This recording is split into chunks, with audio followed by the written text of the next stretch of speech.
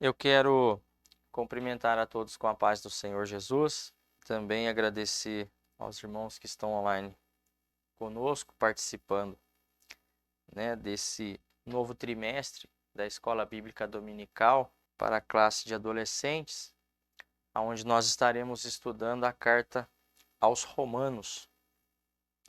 E nós temos hoje uma lição inicial, a lição primeira, que nós estaremos estudando exatamente a carta aos Romanos, aonde nós teremos alguns objetivos para serem alcançados, e eu faço aqui citação deles, e é importante esse compartilhar, desses objetivos a serem alcançados, e os assuntos importantes que a carta de Paulo aos Romanos ela vem tratando para o nosso crescimento espiritual, para a nossa edificação, o nosso crescimento na fé. E o primeiro objetivo é reconhecer a situação espiritual da humanidade. Um segundo ponto, reconhecer que judeus e gentios estão destituídos da glória de Deus. E um terceiro ponto também nos faz compreender que somos justificados pela graça, mediante a fé em Cristo Jesus. Temos também um textuário que se encontra na mesma carta, no capítulo 1 e o versículo 16, que nós conhecemos este versículo, mas eu faço citação dele porque é um versículo muito importante. É um versículo que é muito rico em conteúdo e ensino para a nossa vida.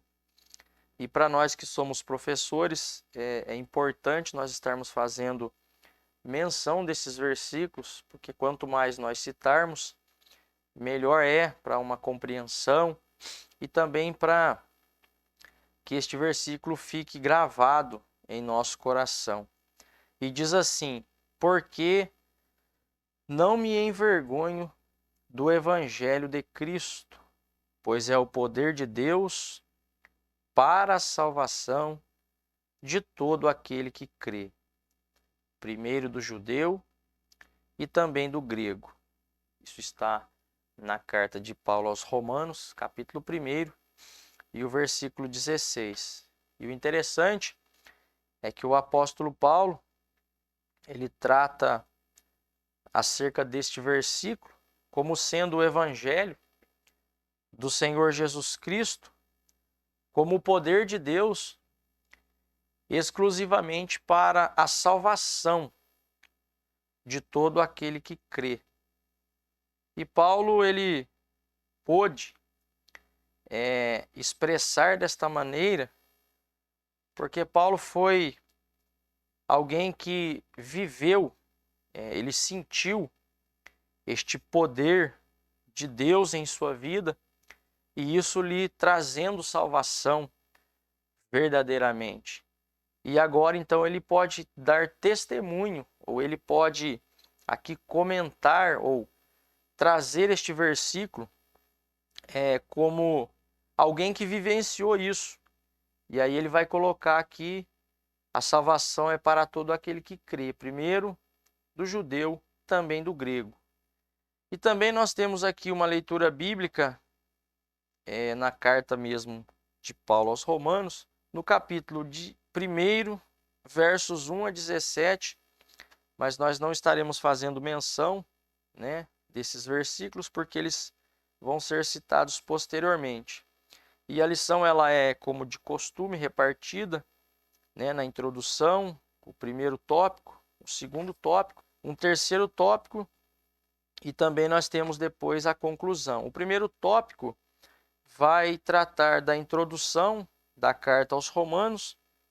O segundo tópico vai tratar acerca da situação espiritual da humanidade e também o julgamento de Deus. E o terceiro ponto vai ser tratado judeus e gentios. Eles estão destituídos da glória de Deus.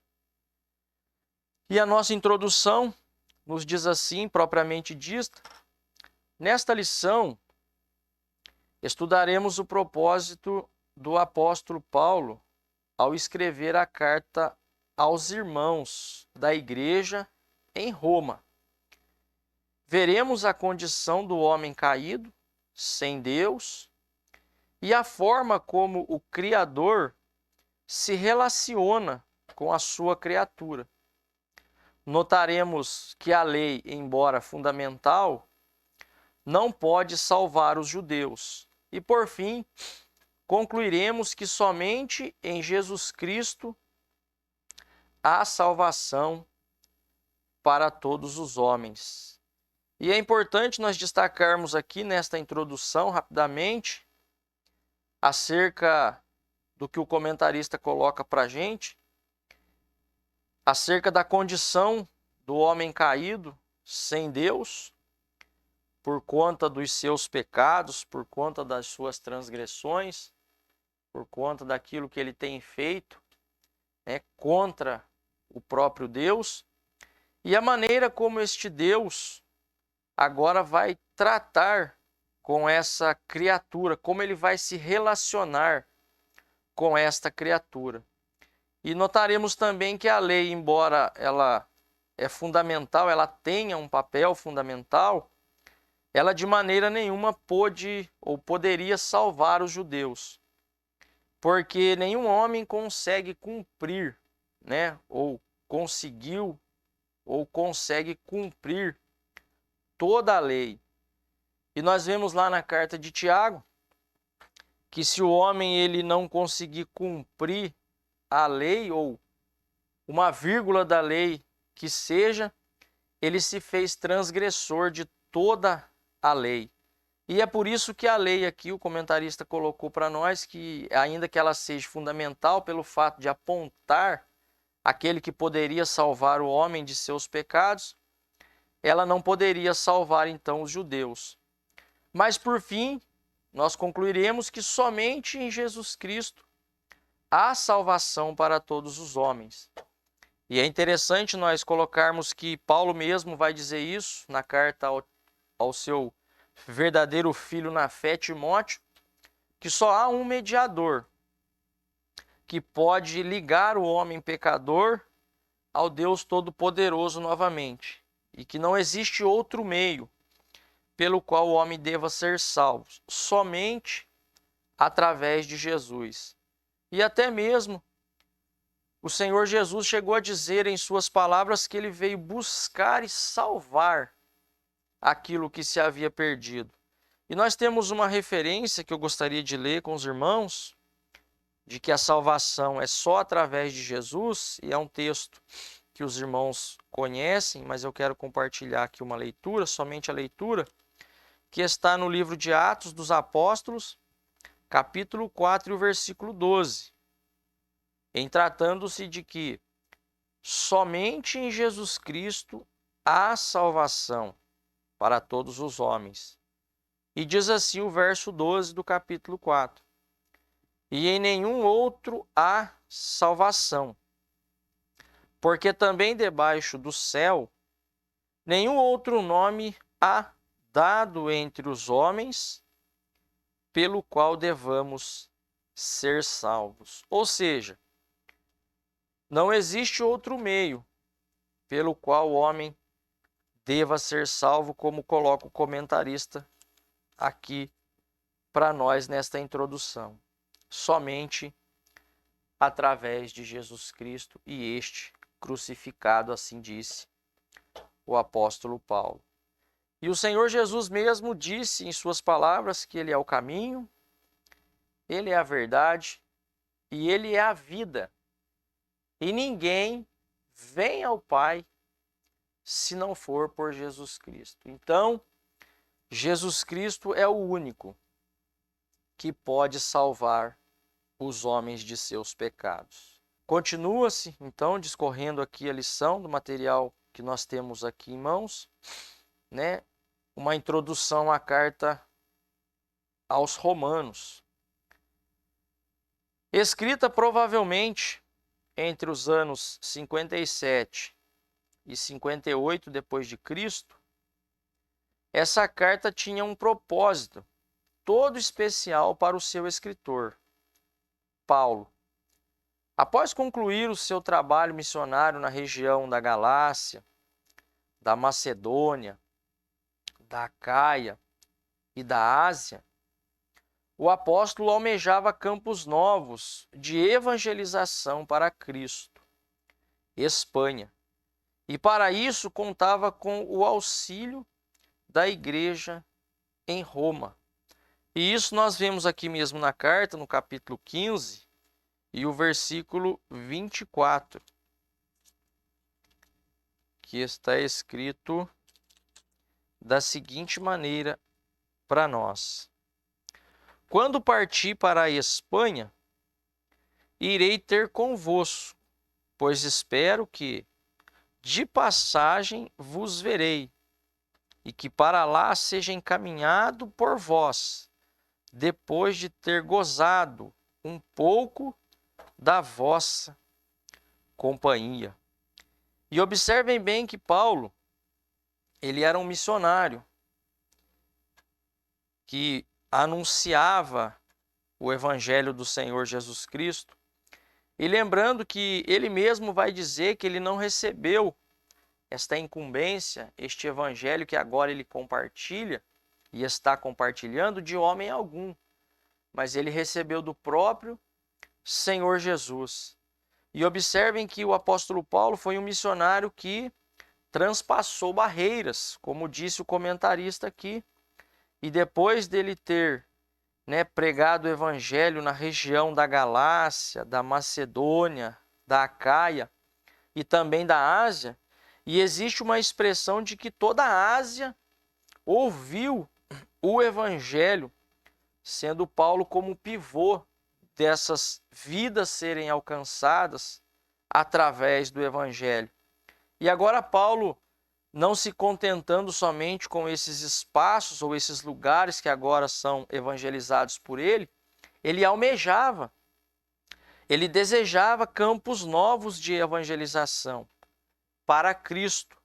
E aí o verso que lemos, do capítulo 15, o 24, era a Espanha. E para isso ele contava com o auxílio da igreja em Roma. E observem que Paulo, ele tinha isso impregnado em si, mesmo colocado este desejo no coração de ganhar almas para o reino de Deus. E nós vemos isso quando o próprio Senhor Jesus encontra-se com ele no caminho de Damasco, e a vida de Paulo, então, agora, de Saulo, então, agora é transformada, e ele se torna num Paulo, e o Senhor mesmo disse que ele iria por muitos lugares e pregaria o evangelho, anunciaria o evangelho, tanto para pessoas mais simples como para pessoas poderosas. E isso nós encontramos no desfecho do livro de Atos dos Apóstolos, a maneira como Paulo foi usado por Deus e também nas suas cartas. Mas Paulo, agora com o desejo, almejando campos novos de evangelização para Cristo, tinha por finalidade, então, ganhar almas em outros campos para o Senhor Jesus. Paulo era um missionário que tinha uma visão de reino, ele tinha por princípio ganhar almas para o Senhor Jesus. Então, assim ele fez afinco esta obra que foi a ele confiado. Lembrando que ele aprendeu diretamente com o Senhor Jesus. Isso colocado para a nossa compreensão. Então, Paulo foi um grande instrumento de Deus na evangelização de povos. E lembrando que Paulo também foi um implantador de igrejas. Por onde passava, evangelizando, pregando o evangelho, ele tinha esse cuidado de deixar ali uma igreja implantada para que a obra, então, desse continuidade. E o segundo parágrafo vai dizer que essa epístola também aos Romanos tem, portanto, uma dupla finalidade. Um cartão de apresentação no qual Paulo expõe de forma sistemática sua compreensão do Evangelho de Cristo. E uma convocação missionária, conclamando a igreja romana a participar de sua proclamação aos confins da terra. E num terceiro parágrafo, dentro desse aspecto de introdução à carta aos Romanos, assim como outros escritos de Paulo, é dividida em duas partes. Primeiro, a parte doutrinária, que vai revelar os ensinos, as instruções, as orientações, as exortações, que vai dos capítulos, ou do capítulo 1 ao capítulo 11. E também depois vemos aqui, numa segunda parte, a prática desses ensinos, dessas doutrinas, desses ensinamentos, dessas exortações do apóstolo agora, sendo cada um de nós exortados a colocar em prática, até mesmo porque o evangelho é prático. E os irmãos vão de convir comigo que o evangelho, ele é prático. E encontramos isso revelado nas palavras do Senhor Jesus, no capítulo 7 do Evangelho de Mateus, quando ele vai fazer aquela comparação de dois homens que construíram as suas casas. Mas ele começa dizendo lá no verso 24, que aquele que ouve as minhas palavras e as pratica, compará-lo-ei ao homem prudente, que edificou a sua casa sobre a rocha. E aí nós vemos pelo texto que vem a chuva, vem os rios, as águas combatem contra aquela casa, mas aquela casa permanece no mesmo lugar em que foi construída, porque ela foi construída sobre a rocha. Mas ali o Senhor Jesus está dizendo acerca de homens e mulheres que ouvem a sua palavra e as praticam. Estamos aqui falando de um evangelho que ensina, que instrui, que orienta, e é o mesmo evangelho que Paulo pregava, que Pedro pregava, que o Senhor Jesus pregava, que João pregava, que depois impulsionava aqueles que ouviam este evangelho a viver uma prática diferente da prática que viviam anteriormente. E é por isso que o evangelho do Senhor Jesus é poder de Deus para a salvação. E o que essa salvação traz dentro do aspecto deste evangelho que é prático? Traz mudança, traz regeneração, traz o viver uma nova vida, lembrando que as coisas velhas já não existem mais, são passadas, e tudo agora se faz novo. E tudo isso porque o evangelho é um evangelho prático. E Paulo, nos seus escritos, ele vai colocar dentro da carta de Romanos e nos outros escritos de Paulo, que são divididos, ou estão divididas em duas partes esta carta aos Romanos, que é a parte doutrinária e também depois a parte prática. E haja vista também que o Senhor Jesus, no mesmo capítulo 7 de Mateus, ele vai colocar o homem insensato, que ouviu as palavras, mas não colocou em prática. E aí ele foi comparado ao homem insensato, que construiu a sua casa na areia. E aí veio chuva, vento, as águas combateram contra aquela casa e aquela casa acabou caindo. E Jesus está falando de alguém que ouve as suas palavras, mas as não pratica. Então, é importante estarmos compartilhando dessas verdades contidas no Evangelho, que o Senhor Jesus mesmo escreveu, dentro do aspecto de que o Evangelho é um Evangelho prático. Até mesmo na vida de Paulo. Observem que as práticas de Paulo, ou as práticas de Saulo, eram umas, antes deste encontro com o Senhor Jesus no caminho de Damasco. E agora Paulo está falando com propriedade de uma nova vida, de um novo viver com Cristo Jesus, agora tendo a sua vida mudada, porque Paulo ouviu caiu em seu coração e agora ele tem o desejo, e o Espírito Santo o impulsiona, o leva a essa prática. Então a carta aos Romanos também tem essa finalidade, e outros escritos de Paulo também têm essa finalidade. Mas na primeira parte, o escritor desenvolve de forma profunda temas relacionados à condição humana, à justiça divina e à inexcusabilidade humana, a justificação e a aceitabilidade do homem diante de Deus por meio da fé. E na segunda, apresenta a vida prometida aos justificados, com recomendações à santidade e à obediência na vida diária, coletiva e individual. Então, nesta primeira parte, o escritor desenvolve de forma profunda temas relacionados à condição humana, à justiça divina, mediante a esta condição humana. E vai falar também aí acerca da inexcusabilidade humana e também da justificação e da aceitabilidade do homem diante de Deus por meio da fé.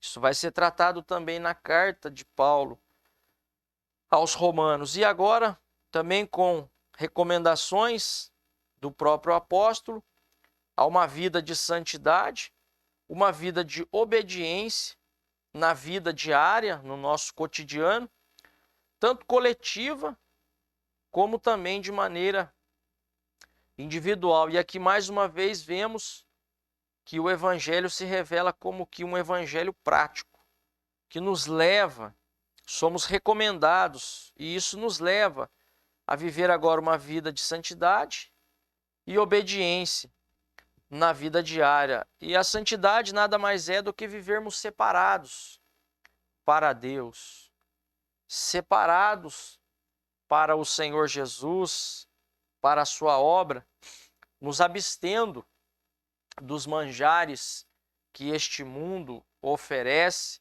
nos santificando, nos purificando a cada dia em obediência à palavra do Senhor, andando no temor da sua palavra, guardando ela no nosso coração para nós não pecarmos contra o Senhor Jesus. Tudo isso vai ser tratado aqui dentro da carta de Paulo aos Romanos, como também a condição humana. E qual é a condição humana?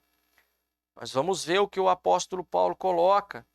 Qual é a condição humana? Vamos ver também a justiça divina mediante a essa condição humana. E vamos ver também a justificação e a aceitabilidade do homem diante de Deus somente por meio da fé. Isso vai ser tratado também na carta dentro de um aspecto geral. E aí nós partimos para um segundo ponto, a situação espiritual da humanidade, o julgamento de Deus. Isso está na carta de Romanos, capítulo 1, dos versos 18 até os versos, ou o verso de número 32. O apóstolo Paulo, após realizar sua saudação calorosa e reconfortadora, expõe o problema central da humanidade, a pecaminosidade. Nesse sentido, a ira de Deus revela-se como justa retribuição à rebeldia dos homens que, arrogantemente, rechaçam ou desprezam todas as oportunidades de conhecê-lo e reverenciá-lo como Deus. Oportunidades essas fornecidas pelo próprio Criador em suas consciências e nas coisas criadas. Assim como consequência dessa atitude, perdem o rumo e ficam à mercê dos desejos de seus corações, que os conduzem a um estado de ignorância tal que passam a adorar aves, quadrúpedes, répteis e inclusive a entregar seus destinos a coisas inanimadas, coisas que não têm vida, coisas que não lhes proporcionam vida. Tudo isso porque estão no estado de ignorância tal que muitas das vezes nós não temos nem muitas palavras para descrever tal ignorância dos homens.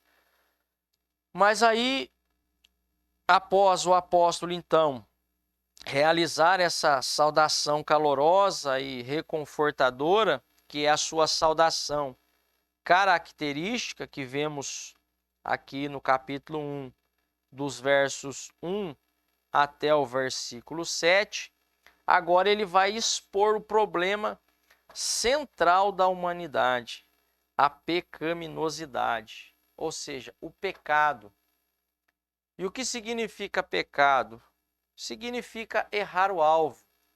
E isso tem trazido um mal muito grande para a humanidade, de uma maneira geral.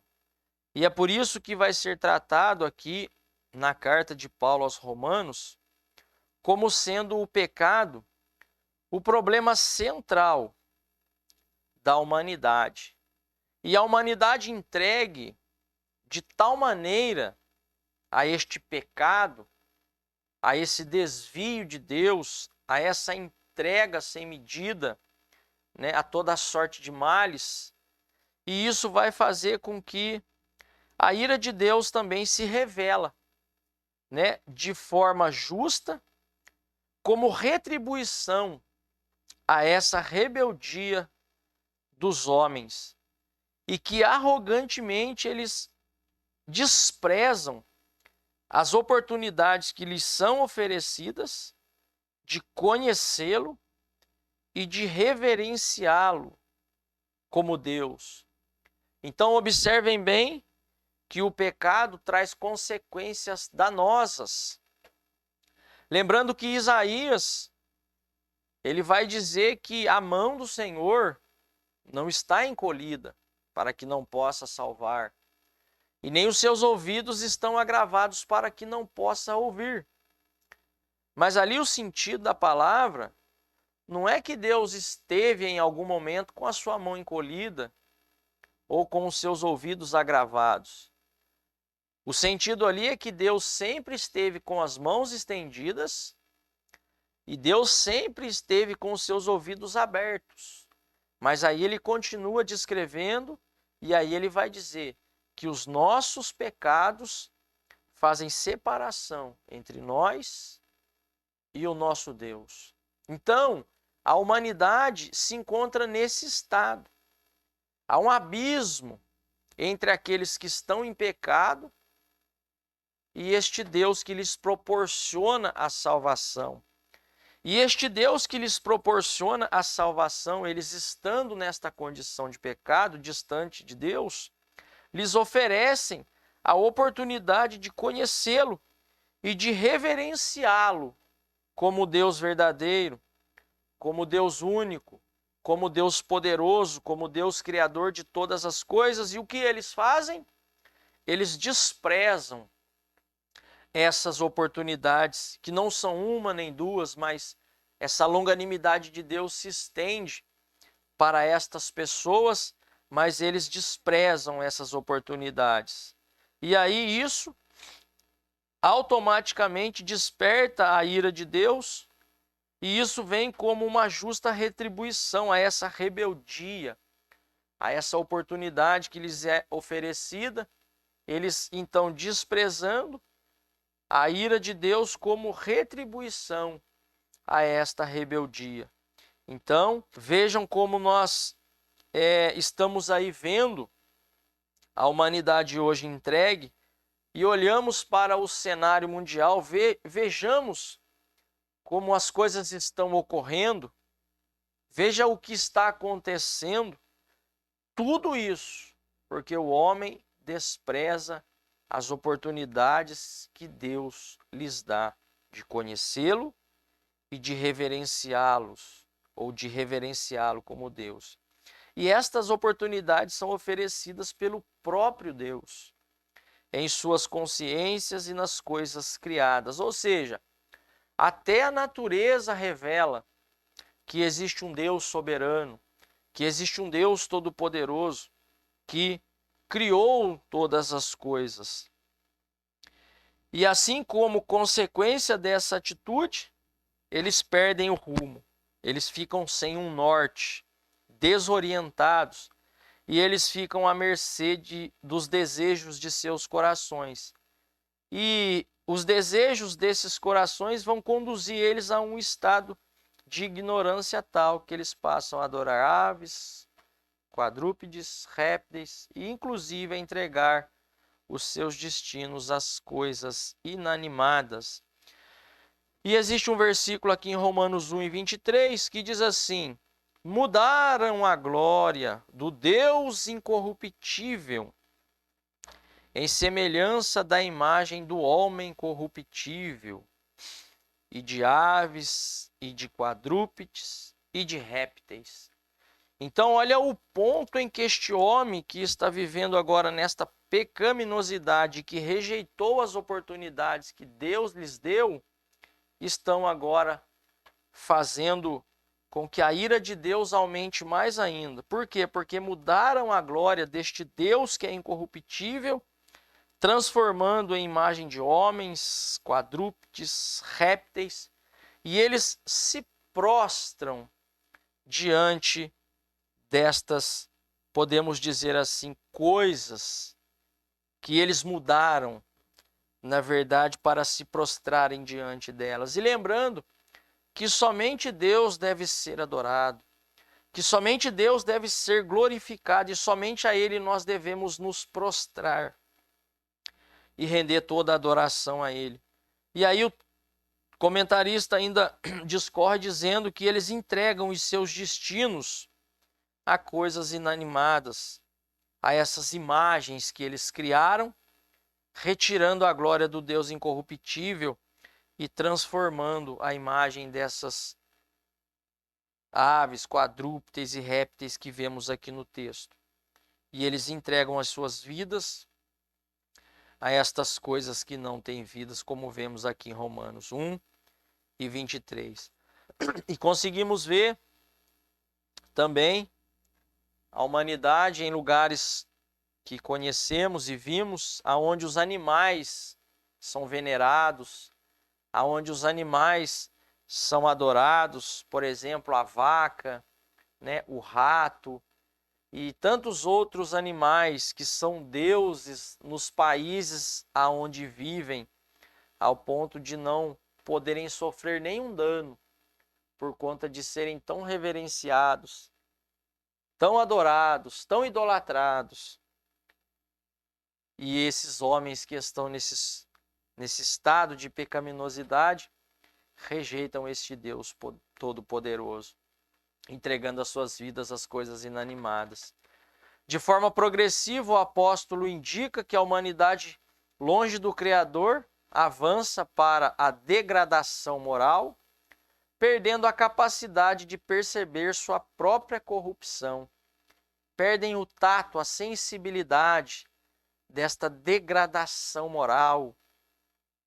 E como consequência desse afastamento, prático pecado sobre pecado, sendo castigada pelo próprio pecado. A humanidade entregue está sendo castigada pelo próprio pecado, porque a Bíblia diz que aquilo que o homem plantar, isto ele vai ceifar. Se ele plantar na carne, da carne ele vai colher corrupção. Corrupção. Mas se ele plantar,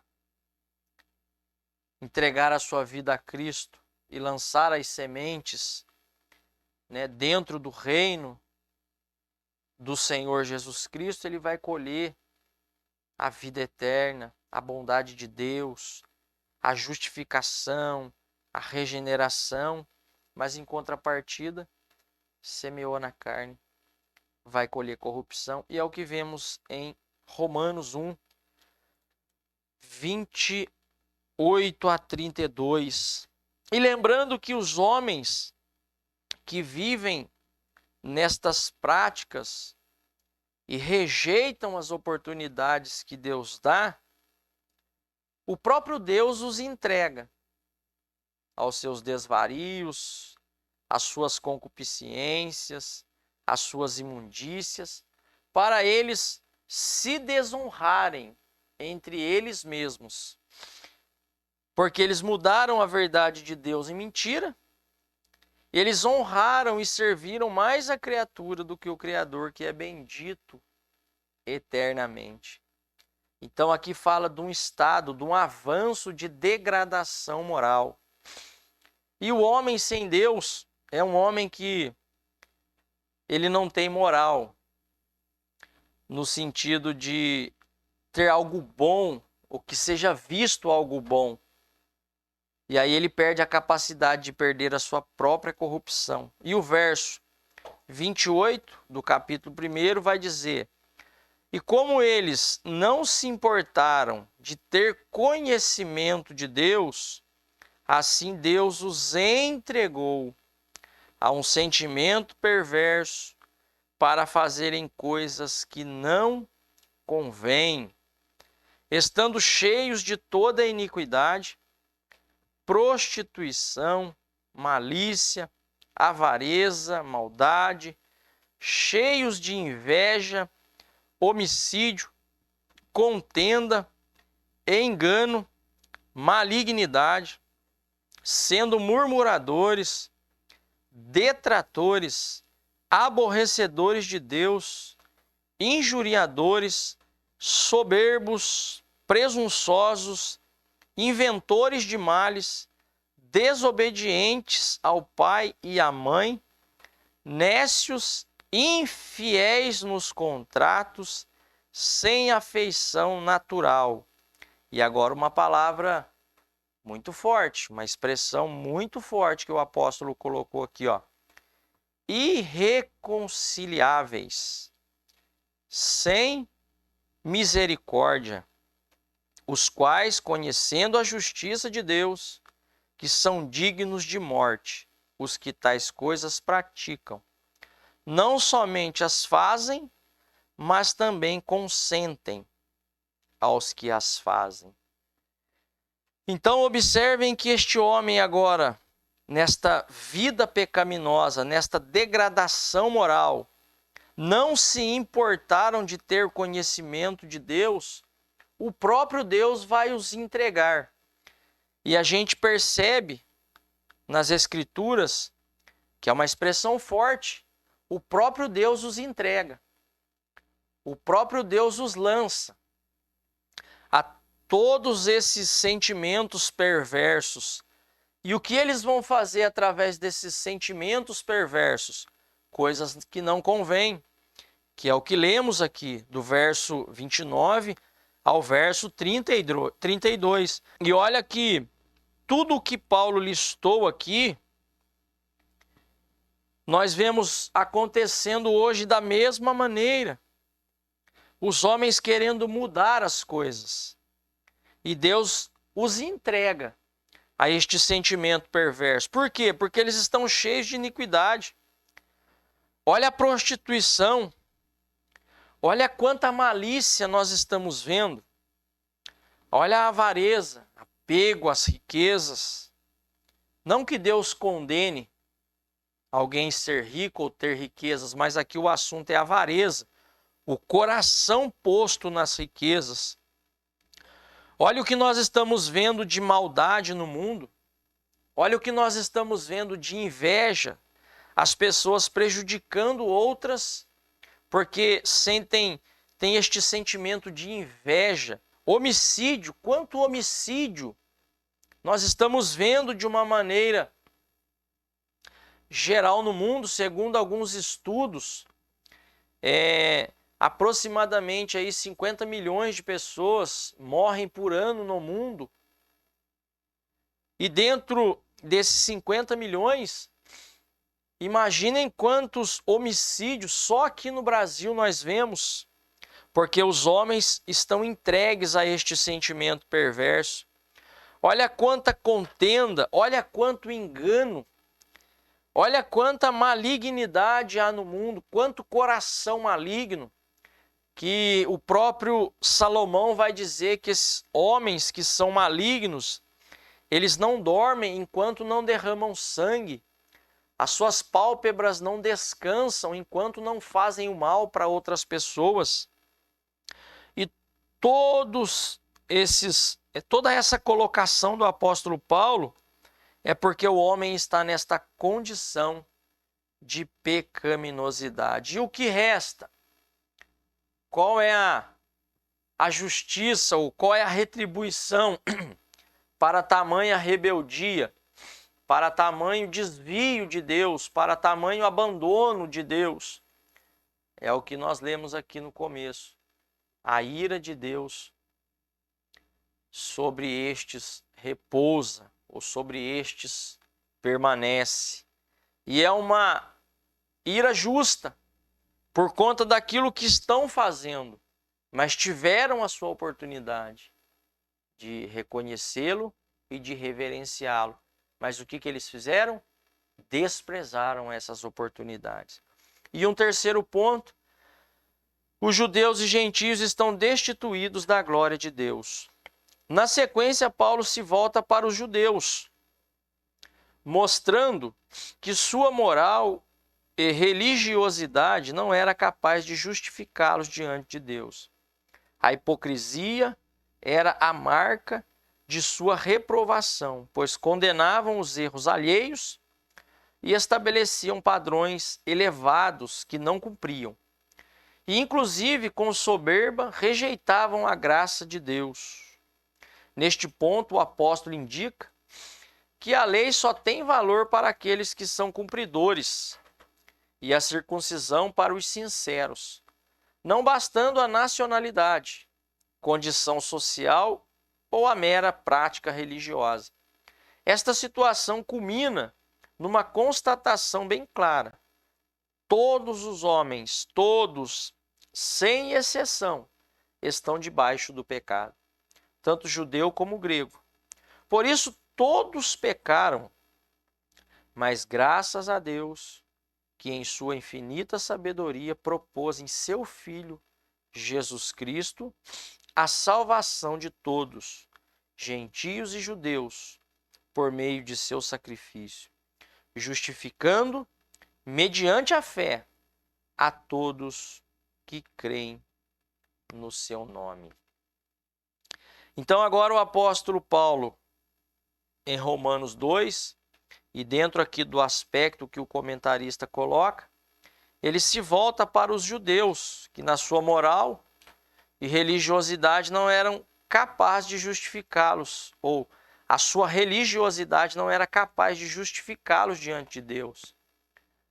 E aí o comentarista coloca: a hipocrisia era a marca de sua reprovação, pois eles condenavam os erros alheios e estabeleciam padrões elevados que não cumpriam. E a gente vê em Mateus capítulo 26, Jesus falando energicamente com eles acerca desta religiosidade, acerca desta hipocrisia que era a sua marca, a sua patente. Colocavam fardos pesados sobre os ombros das pessoas, mas eles mesmos não carregavam nenhuma peninha sobre os seus ombros. Eles também não entravam e fechavam a porta, para que outros também não entrassem. E não bastasse isso, colocavam que somente a fé em Cristo Jesus não era suficiente para a salvação. Eles tinham que colocar outros meios também, como a observância da lei e a prática da lei, também para que isso fosse agregado à fé em Cristo Jesus, para com a finalidade de salvação. Quando, na verdade, a salvação vemos em Efésios capítulo 2, que ela é totalmente pela graça, e o homem não tem participação nenhuma. O homem não consegue colaborar com nada, somente com os seus pecados, para que então o Senhor os perdoe desses pecados e eles sejam alcançados por esta graça, mediante a fé, através da pregação do Evangelho. E aí, Eles condenavam os erros alheios, estabeleciam seus padrões elevados que não cumpriam, ou seja, eles queriam tirar o cisquinho que estava no olho das pessoas, de outras pessoas, mas eles não conseguiam enxergar a trave que estava no olho deles.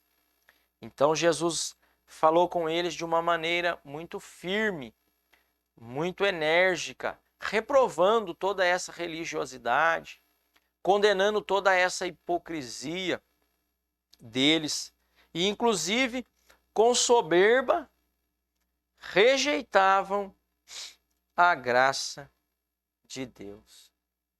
A soberba precede a ruína e a altivez de espírito a queda. E lembrando que a soberba ela tem origem no céu. Quando vemos que o anjo de luz ele quis ser semelhante ao Altíssimo por conta da soberba que estava em seu coração. E a gente vê o fim que ele teve. E aqui esta soberba fez com que esses hipócritas religiosos rejeitassem a graça de Deus. E rejeitando a graça de Deus, que fim terão? Deus sabe. E neste ponto o apóstolo indica que a lei só tem valor para aqueles que são cumpridores. E quem são os cumpridores da lei? E a circuncisão para os sinceros. Quem são os sinceros? Não bastando a nacionalidade, condição social ou mera prática religiosa. Aí esta situação culmina numa constatação bem clara: todos os homens estão debaixo do pecado.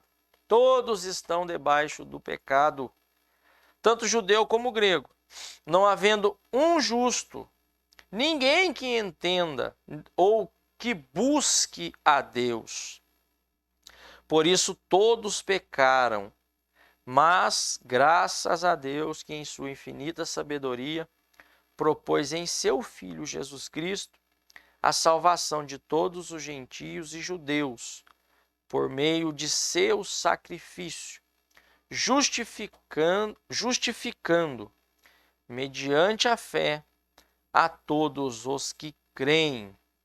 E aí, esta situação vai culminar num final único, que todos os homens estão debaixo do pecado. E se todos estão debaixo do pecado, todos carecem da misericórdia de Deus. Todos carecem da graça de Deus. Todos.